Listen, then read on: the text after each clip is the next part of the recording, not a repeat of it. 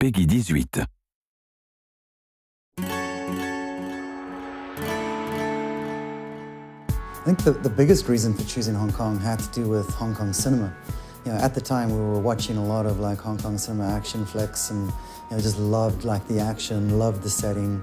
So for us it was just made perfect sense to bring the action, bring an open world game to somewhere that gamers had never been before. Got this meshing of cultures. You've got the Eastern culture and the Western culture. The Western culture being the British involvement in Hong Kong, and how those two cultures have sort of been fused together over the past century and a half. It has really shaped that city.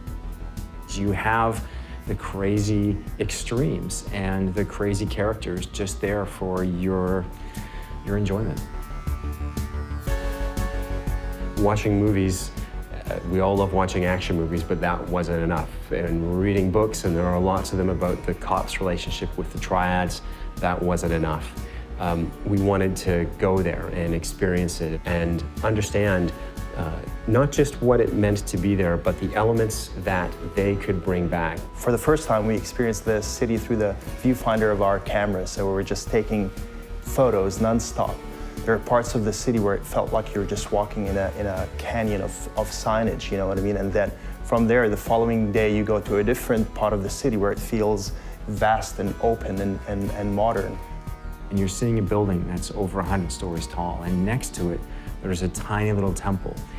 You see guys hanging out on a street corner who look like they were in a street fight, and they were triad guys who actually were in a street fight. The key for us about the triads and about Hong Kong was just how interwoven like the triads are into society there. It's not like there's a bad guy that you can point to the whole time. They're part of the fabric. We were really lucky to be able to talk to people on both sides, the police and the triad. We talked to a member of very high up, and I guess you'd call it the Hong Kong Secret Service. He was fascinating to talk to, just in terms of understanding what the threats were in Hong Kong. We talked to a couple of members of the triads as well, who took our writer into some very interesting places. He never felt at risk, but he learned some interesting things.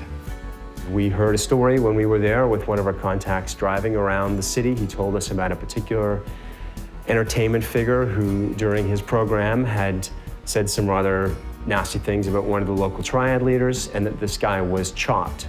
Chopped being the term of being attacked by a triad but left alive. No sooner had he told us the story than we drove around a corner, and he said, well, there he is. And sure enough, there was this guy walking down the street who we passed, who was years after the attack, but very visibly limping and very visibly maimed. Hong Kong has such a kind of chaotic and multi-layered architectural approach to it, which allowed us to do many new things with the way the player traverses the environment.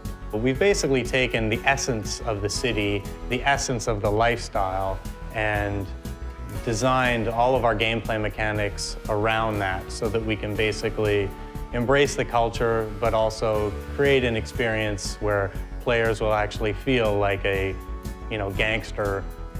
Hong Kong is an island, and what we did was create an island with 4 separate neighborhoods. North Point, which is where you start the game, which is more reminiscent of Kowloon. Central Hong Kong, very famous skyline. Kennedy Town, built on the side of one of the hills in Hong Kong, more of an affluent neighborhood. And then Aberdeen Harbor, around the back of the island. The traffic is on the left-hand side of the street.